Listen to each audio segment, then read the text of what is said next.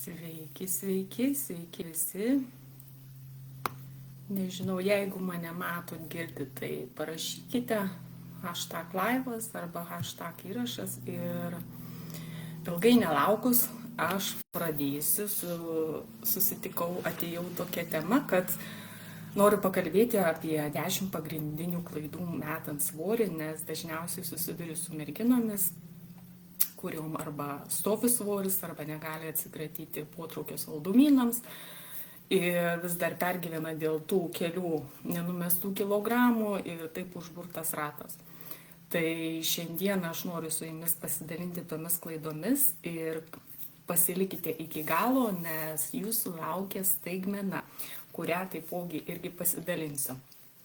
Tai pradėsime, kad pirmoji klaida, tai iškeliame savo nerealius tikslus. Labai dažnai išsikeliam milžiniškus tikslus, kad reikia numesti svorį per trumpą laiko tarpą. Ir nepasiekus tikslo, žmogus nusivilia, nusimena ir viskas. Tai vėlgi reikia statyti realius tikslus, suprasti, kad jeigu mes priaugome svorio, tai irgi užtruko laiko, taipogi reikia tam ir svorį nukristi. Jūgi neatsikratysime svorio per savaitę, ar ne? Nebent jau ten jau jūs badausite ir sekinsite savo organizmą, bet tikrai nepatarčiau taip daryti, nes tik dar labiau pakenksite, sutrikdysite savo apytaką, žodžiu, ir sveikatą ir viskam nėra gerai. Antra priežastis tai yra didelis dėmesys tik svoriui, nes svoris, tas toksai kaip stilius vis dar išlieka iš senų laikų jau, ypač, nežinau, Lietuvoje. Čia Anglijoje, kas žino, aš gyvenu, tai šiek tiek kitaip, merginos taip nepergyvena dėl to svorio, tiesiog net ir tokios apvalutės, jos tiesiog vaikščioja ir su minisijonėliais ir, žodžiu, tokiais stiliais, kad jos nekompleksuoja ir visiškai atvirai demonstruoja, ką turi ir pasitikėdamos. Bet žinant mūsų lietuvės merginas, tai pas mus jau tokia tauta, kad mes pergyvenam dėl kiekvieno to kilogramo ir stengiamės išlikti, įtilpti į tuos rėmus, kad jau nedaugiau 50 arba 60 sverti. Ir iš tikrųjų, jeigu jūs sportuojate, reikia nepamiršti, kad raumenys sveria visada daugiau. Tai vėlgi susistatyti reikia prioritetus, ką jūs norite. Ar jūs norite tik numesti kilogramus, ar jūs norite padailinti tas linijas ir iš tikrųjų tada bus tos formos tokios gražesnės, apvalesnės negu subliuškęs kūnas. Tai vėlgi priklausomai nuo jūsų noro, ar ne? Tai trečia priežastis tai būtų suvartojant nepakankamą kiekį kalorijų. Nes kai mūsų organizmas gauna mažesnį kiekį kalorijų, nei jam reikia, jis pereina į bado režimą. Tuomet sulėtėja ir medžiagų apykaita, ir svoris nustoja kristi. Jisai streso būsenoje ir jisai nežino, kas jam darosi. Ką dabar šeimininkė su manim padarė. Sugalvojo, jinai čia kažkokia tai man dieta. Ir mūsų organizmas stresuoja. Tai vėlgi nėra geras dalykas. Kita priežastis ketvirtoji, tai nereguliarus mankštinimasis. Ir nes norint sulieknėti, labai svarbu yra reguliarus fizinis aktyvumas.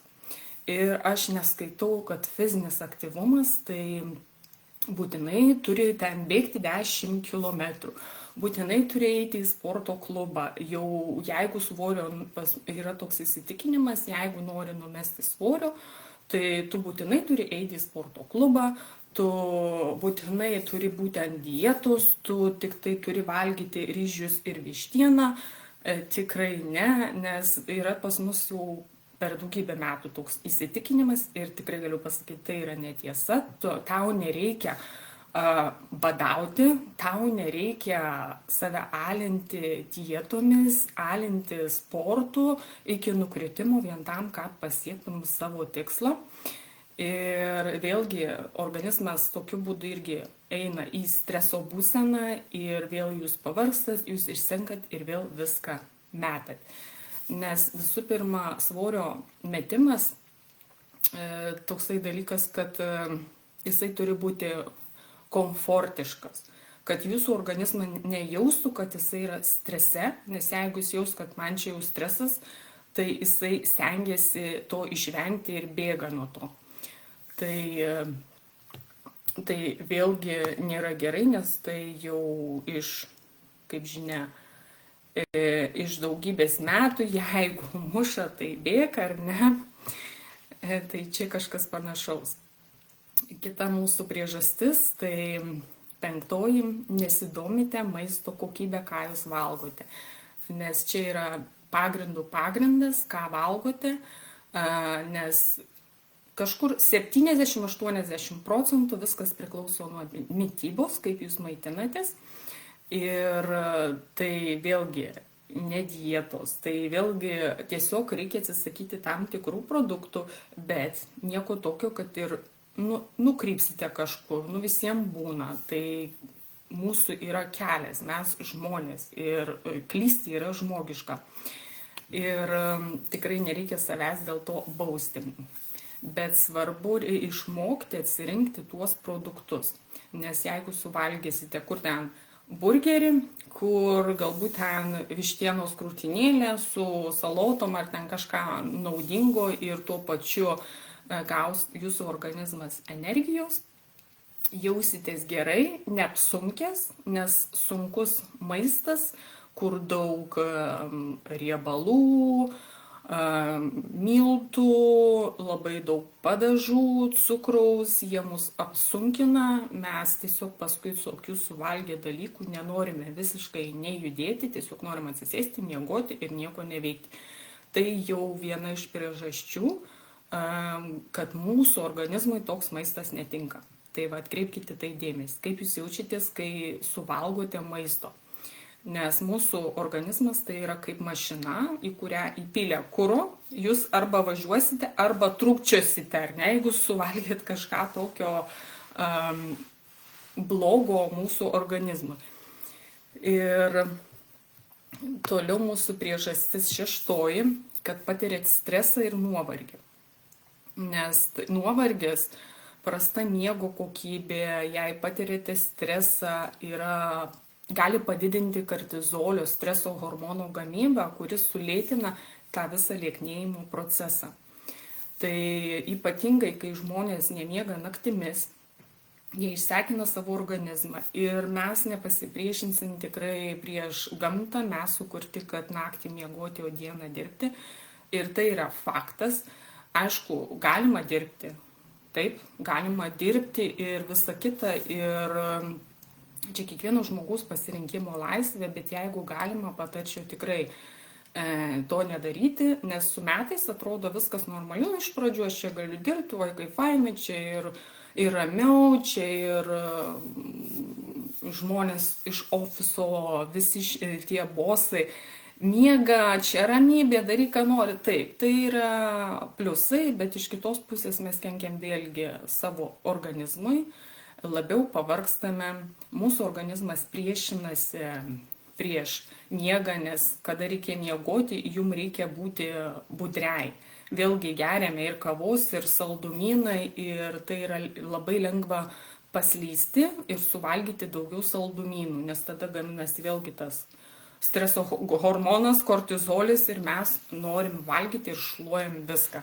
Ir tokiu būdu vėlgi papildomi kilogramai ir visa kita. Sveika, Virgutė. Sveika, jeigu turit kokių klausimų, tai būtinai rašykite arba tiesiog dabar išsisaugokite, kol aš kalbu. Ir gale būtinai visus aš šiandieną atsakysiu. Ir nepamirškite būti iki pat galo, jūsų laukia staigmena. Tęsiam mūsų temą klaidas, tai sekanti per daug savo draudžiate, ar ne? Labai dažnai sulėtnėti siekantis žmonės, besilaikantis dietų, ima savo drausti daugelį maisto produktų. Uždraustas, kaip žinia, vaisius yra dar saldesnis ir tada dar labiau noras tempia ir jautiesi nuskriaustas, jautiesi toksai aukos pozicijoje ir vidinis tas toks jausmas ir balsas sako, ai, gyvenam vieną kartą, ką tu čia dabar, ką čia dabar save kankini ir prasideda. Tai labai svarbu labai jau savęs nestatyti į tokius rėmus ir tikrai leisti savo kartais kažką tokio suvalgyti.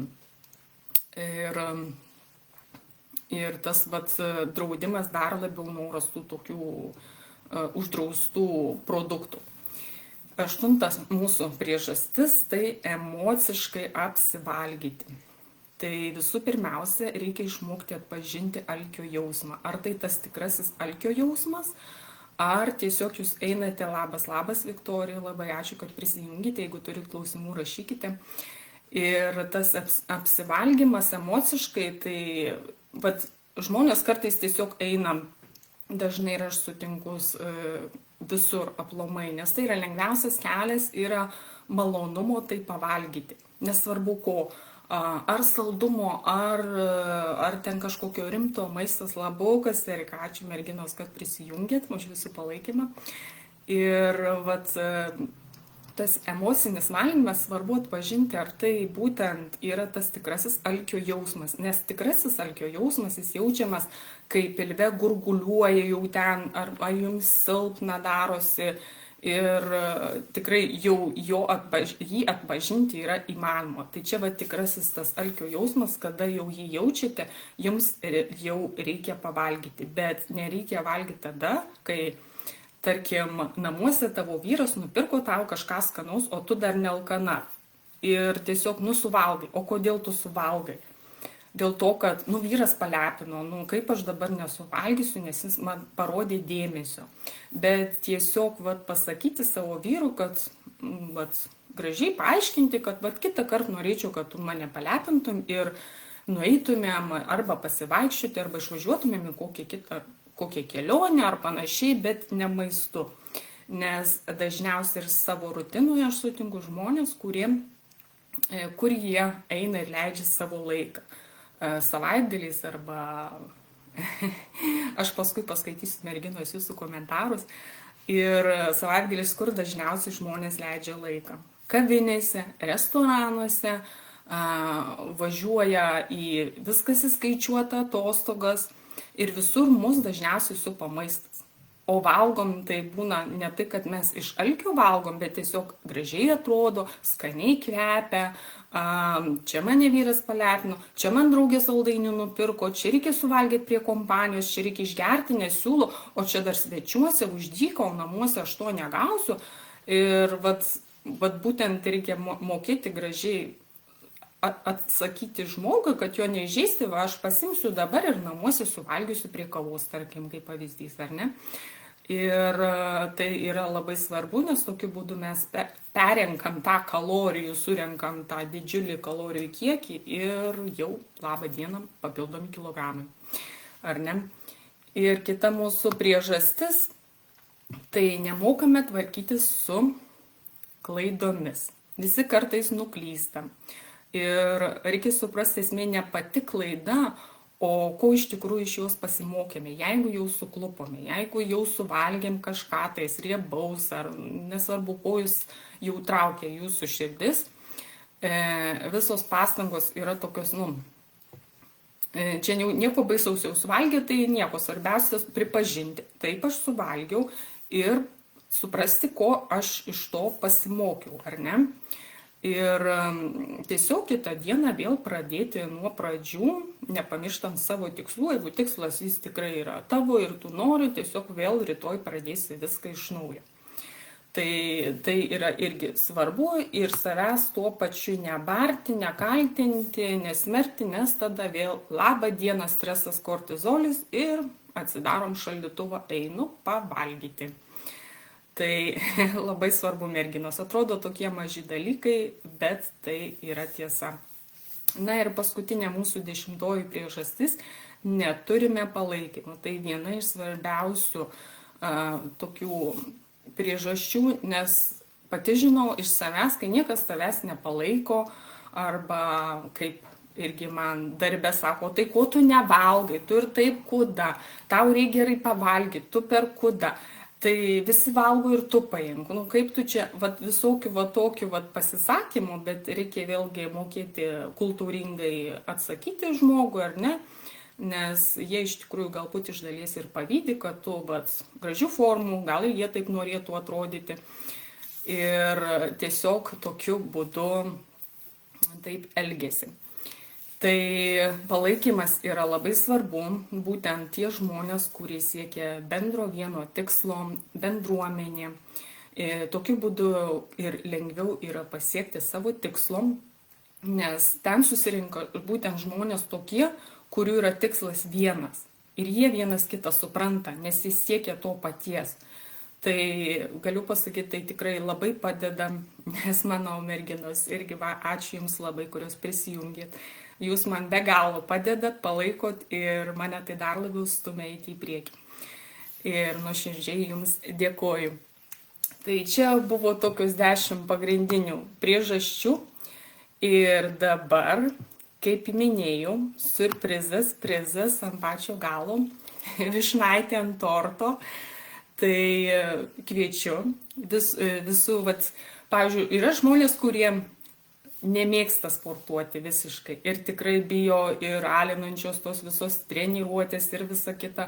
Ir niekaip negali prisijaukinti nei to sporto, nei, ir galvoju, ką man šiandien, tai niekas nesportuoja ir aš nesportuoju. Tiesiog aplinka įtakoja, irgi nėra tokių žmonių, kurie palaikytų arba neišdrįsti.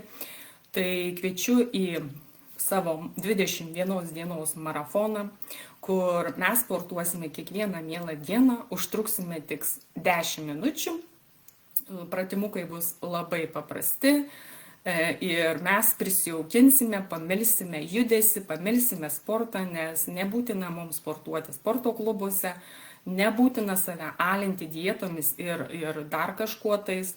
Tikrai pasidalinsiu, kaip galima sveikai maitintis ir per tą laiką mes sujudinsime savo limfinę sistemą, kuri mums be galo svarbi, nes daug kas apie ją nežino, ant kiek jinai svarbi.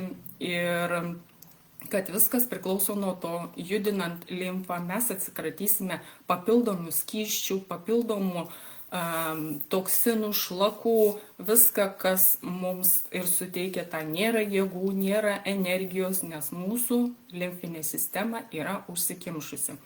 Tiesiog reikia jai padėti. Ir svarbiausia yra judesys, nes tik judesio pagalba mes ją ir išjudiname. Ir galiu Jums duoti tokį mažą patarimą, kad kasdien bent valandą pusantros išeikite pasivaikščioti. Čia Jūsų minimalus judesys, kurį Jūs turite atlikti, norint jaustis gerai, sveikai. Ir aišku, galima daugiau. Bet čia jau tas minimumas, kurį Jūs turite padaryti kasdien. Ir tai taipogi išjudina ir Jūsų limfinę sistemą, išjudina visą organizmą, Jūs geriau jaučiatės, pas Jumis ir nuotaika pakyla, gaunate šviežiau oro, jeigu namuose, ar ten dar kažkur, žodžiu, tai tik daug pliusų. Ir jeigu Jums sunku tikrai ten valandą ar pusantros vaikščioti, o Dieve, galvoju, kiek čia, kur čia, aš čia tiek laiko neturiu. Tiesiog išskirkite tą visą laiką, padalinkite į 4 dalis, išeikite 4 kartus po 20 minučių arba 5 kartus po 15 minučių kažkur tai. Ir jau Jūs tokiu būdu paprastu, Jūsų galva smegenys supranta, kad čia 15 minučių, tai čia taip paprasta. Ir tikrai pamatysite, Jums tikrai padės ir kitaip jausitės. Tai dar noriu pasakyti, kad Jūsų laukia prizai ir surprizai. Ir šitas maratonas, darau akciją, specialus pasiūlymas, 3 dienas, tik tais kainuos 10 svarų. Po 3 dienų jau bus 45 svarai. Tai maloniai kviečiu, nes Jūsų laukia bendruomenė, merginos, susibūrimai, klausimai, atsakymai, dovanos. Į tą kainą viskas įskaičiuota. Galite prisijungti bet kuriuo laiku, visada bus įrašai, galite pakartoti, galite atsisukti.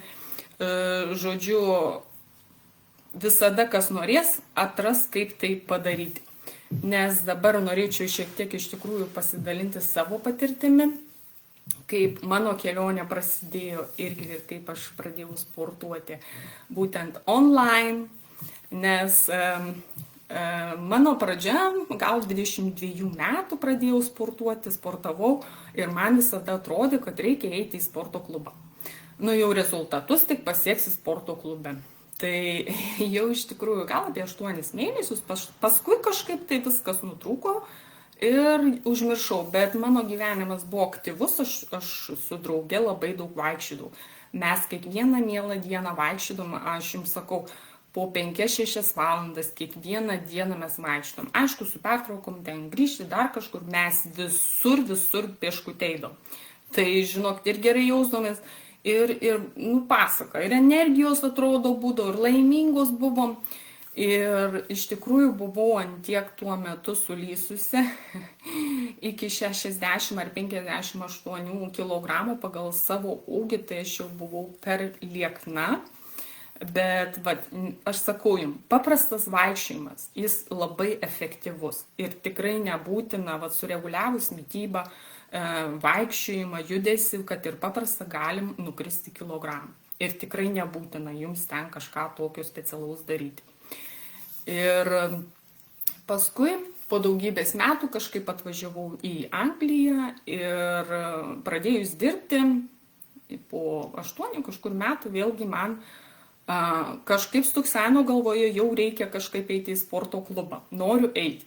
Bet pas mane buvo toksai barjeras, kad aš nemėgstu eiti viena, tai buvo viena priežastis, o kita priežastis, kad į mane visi žiūri ir aš to labai nemėgau. Man tai buvo kažkas tokio ypatingai, jeigu vyrai mane spokso, tai man, nežinau, buvo kažkoks toks stabdys ir aš niekaip neprisiruošdavau eiti. Ir suprantat, tiesiog, čia taip gavosi prieš COVID-ą, nusprendžiau, kad norėčiau, bet vis dar mane tas laikė, kad ten visi žiūri ir tas išeiti iš komforto zonos, eiti vienai nedrąsu ir čia visa kita. Bet kažkaip pastebėjau netikėtai, aš tikiu, kad viskas vyksta ne veltui ir tikrai, tai kaip atsuki laiką atgal, viskas tiesiog taip kaip dėlionė dėliojasi ir supranti savo gyvenimą. Pakliuvo online treniruotė ir aš išbandžiau ir labai to džiaugiuosi, nes daugiau kaip 3 metus sportavau tik tai online, man be galo patiko ir patiko tuo, kad tai buvo viskas namuose, aš jaučiausi komfortiškai, man nereikėjo specialios aprangos, aš apsirengiu kaip aš noriu, aš atsisuku, aš užsidedu kada noriu, pasidarau kada noriu, man dušas į viršų 5 minutės, aš apsiprausiu, vėlgi ir man ant tiek pliusų, aš buvau tokia laiminga, man tai patiko. Ir aš taip užsikūriau, žinokit, kad aš sportavau nuo pirmadienio iki šeštadienio kiekvieną mielą dieną, kokius apie 2 metus. Paskui jau šiek tiek mažiau, bet vis dar aš pasilgstu, nuoširdžiai pasakysiu, tų online treniruočių ir tokia truputėlį nostalgija, nes šiuo metu jau einu ir į sporto klubą, išdrįsau, išėjau, nugalėjau savo baimę ir tuo labai džiaugiuosi. Ačiū, Erikai. ir tiesiog pasikeitė mano tikslai siekiai. Ir niekas mane ten, ir žiūri, ir paspokso, ir kas. Aš jau tą barjerą pralipau ir priimu taip kaip komplimentą, moterį žiūri, tai gerai, vadinasi graži. Ir žinokit taip, ir aš labai dėkinga tom online treniruotėm, nes aš per jas užaugau, aš per jas pasiekiau rezultatus. Aš radau naudą ir labai daug pliusų, viskas šalia, niekas į mane žiūri.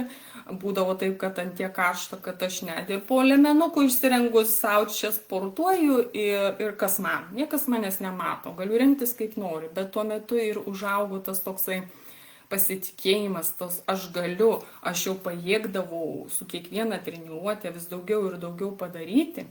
Ir tuo pačiu dar man kilo noras vis daugiau į save investuoti, nusipirkti jau aprangą. Nesvarbu, kad aš namuose sportu, aš noriu dėl savęs. Tai yra apranga, tai yra ir papildai, ir vitaminai. Aš labiau ir labiau pradėjau save mylėti ir tokiu būdu, tokios mano treniruotės taip ir prasidėjo. Na ką, pasidalinau aš truputėlį čia su jumis ir dabar paskaitysiu jūsų klausimėlius, ką jūs man parašėte. Jeigu turi dar kokių klausimų, būtinai rašykite, nesvarbu, kad ar žiūrėsite ar live ar įrašą, tai rašykite. viską jum atsakysiu. Sveika, malonu matyti bent čia.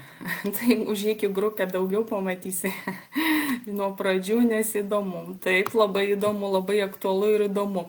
Kol kas klausimų tikrai nematau. Jeigu, kaip sakiau, turite klausimų anksčiau ar vėliau, jeigu kils kokių, tai būtinai rašykite ir nepamirškite, kad pasiūlymas galioja 3 dienas.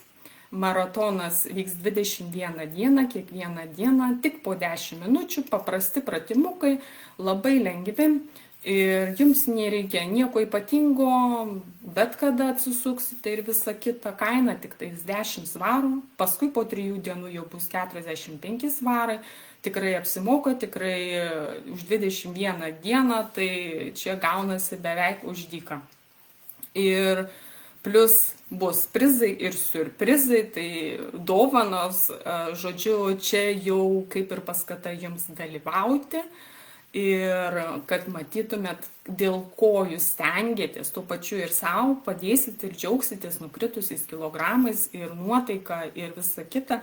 Bet va tas pagrindė, va tas paskatinimas, kad jūs gausite kažką, jūs dar labiau skatina eiti link to tikslo. Nes kai žmogus nemato, dėl ko tai daro, jis ir nenori to daryti. Ir tai jeigu norite, rašykite man asmeninę žinutę arba rašykite po šiuo live, dalyvauju ir atsiųsiu jums informaciją ir sąskaitą, kur susimokėti, ir jau pradėsime šį trečiadienį, tai bus spalio 11 dieną, kviečiu visus dalyvauti ir bendruomenėje siekti bendro tikslo. Na ką, klausimų kol kas dar nematau, visiems labai ačiū, kas buvo, kas žiūrės ir laukiu jūsų. Iki, gražios dienos visiems.